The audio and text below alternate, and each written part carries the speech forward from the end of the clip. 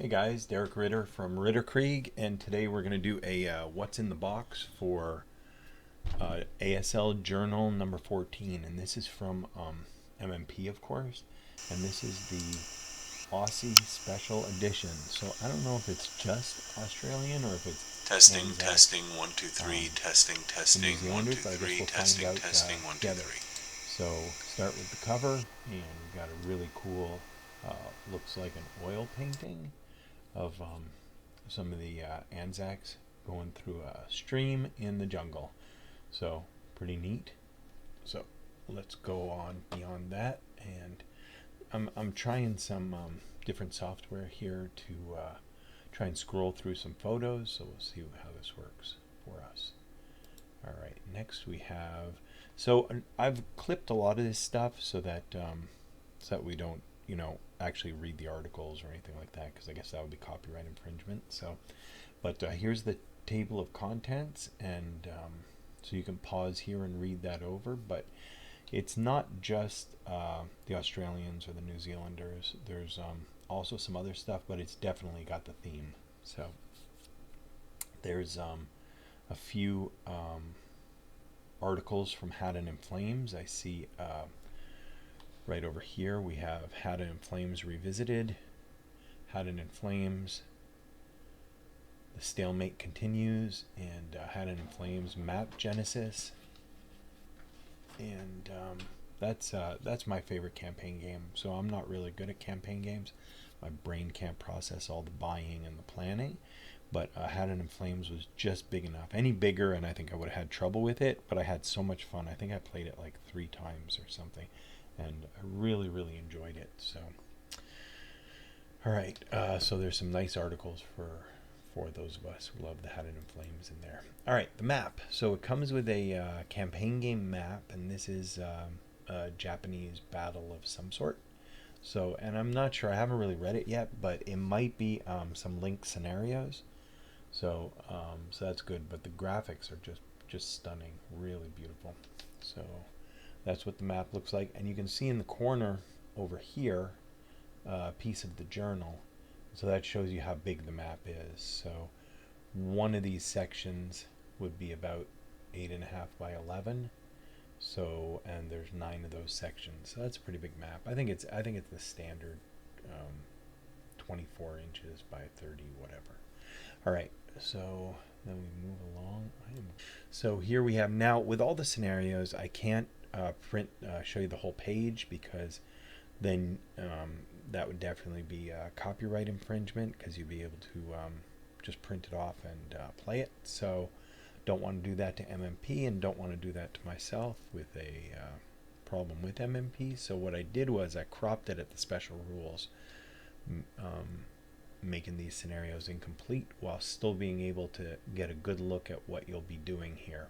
So you'll see the order of battle and the turns and the victory conditions, but no special rules. So unplayable. So this one takes place in these are not in any specific order, by the way, but generally following the progression, but I didn't really put them in order.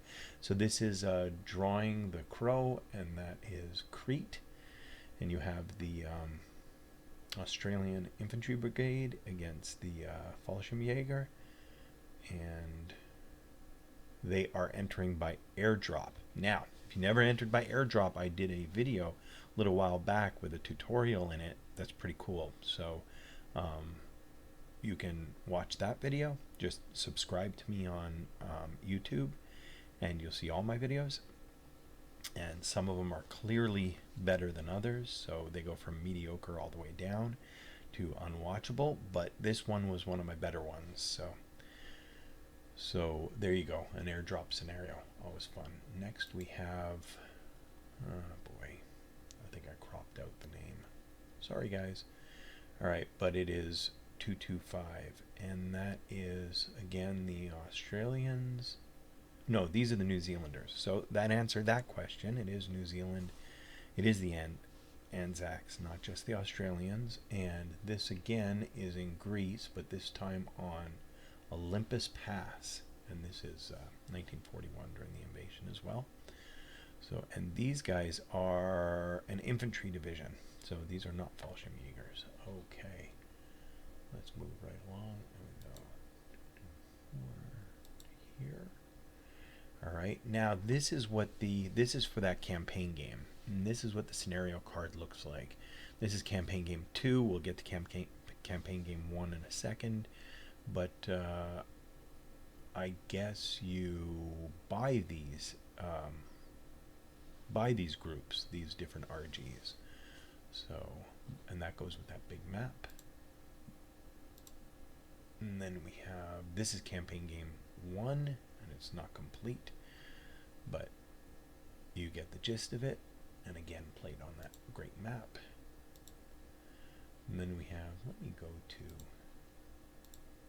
oops, somehow I messed it up. We might have lost campaign game 3, or it might show up later. But there's 3 scenarios for it. 3 campaign game dates. And then we have more in Crete, and here we have the Germans landing by nope, the Germans are setting up on board, but they are Fallschirmjägers too. And there's a short one, just 5 scenarios, and you'll see on the map, I believe that might be a half of a river, so that would be, I guess, the sea, represented as the sea. All right. And then we've got Buckley's Chance. Now there's Japanese against Sparrow Force. This is another shorty, 5.5 turns. Very reasonable amount of squads. Everybody gets a little armor. That's nice. Alright, then we got Rough Riders and the Japanese against Sparrow Force again. Oh, this is also, I guess these are scenarios for the new map, that historical map. So another 5.5 turns. Great. And then we've got Aussie Spirit, and this is 5.5 turns again on that map. So a lot of quick, easy tournament style scenarios. Now we've got 6 turns, loser takes all, and this is in Hungary, and this is the Russians against the Germans. Now, Germans get a Jagdpanzer V, which is completely unstoppable, except the Russians get Su-3 Su-100s, and those things are deadly. Those things can pop right through German armor. Really, really powerful guns. And you have some SS, you have some 5.48s. I don't know if those are Fallschirmjägers, but a lot of firepower on both sides. Russians get some 4.58s, a couple guns, some anti-tank mines. Yep, looks good. And then we've got Factory Fodder, which is 2 maps, 6 turns. So far everything's pretty short, pretty small scenarios. Got 14 squads against 14.5 squads. And again, some good armor. And this takes place in France in 1945, so watch out for those Panzerfausts. And then we got Boden's Wood, and that would be France in 45 again. So maybe this is part of like a multi-scenario action. This is the SS against the Americans again. Alright. Again, 5.5 turns, very short. Here's 6.5 turns. Sore Thumbs in France, and yeah, there's gotta be a continuation. I don't know if this is part of Nordwind, or I'll have to read up on it. But super manageable, smaller size scenarios. And then we have Belgium, Courage of Cowan, and this is Battle of the Bulge in December, and SS are attacking with some Jagdpanzer IVs. Alright, that's 6 turns, and then we've got, oh, here's the missing pages I was looking for before. So these are the special rules for Sparrow Force. Now Sparrow Force only has a page and a little bit, 2 pages and a little bit, page Z91, 92, and a little bit of 93. So the the special rules seem to be very, very minor, easy to jump right in. And then we've got Hurricane something, because I cut it off, I can't read it. Biak? Yes, Biak. Biak Island, Dutch New Guinea, 1944. Americans on the defense, Japanese attacking. That's 5.5 turns. And then we've got Shorter Shovel, another 5.5 turns. I think that's the theme. It shouldn't have been the Aussie pack. I think it should have been the 5.5 turn pack. And we've got the Marine Corps and the Japanese attacking. And then we've got Japanese defending against the somebodies, the Australians. Yeah, the Australians in the jungle. Oh, well, it's about time. They finally named something in ASL after me. I gotta say, super flattered. No, I didn't deserve it. I'd like to thank my mom and my dad. The good. Oh, sorry, that's spelled differently than my Derek. Gosh, a little humiliating. Sorry about that. All right. I hate this scenario now. Okay, Commandos at Kaipit, and this is 5.5 turns. Wonderful. And the Australians again against the Japanese. Japanese are defending this time. All right, let's keep going. And we've got 5.5 turns. Deadly Dexter. I'll tell you what, if you like these short scenarios played in one evening, played in one sitting scenarios, this is the pack. I think the longest one I've seen so far was 6 turns, so that's great.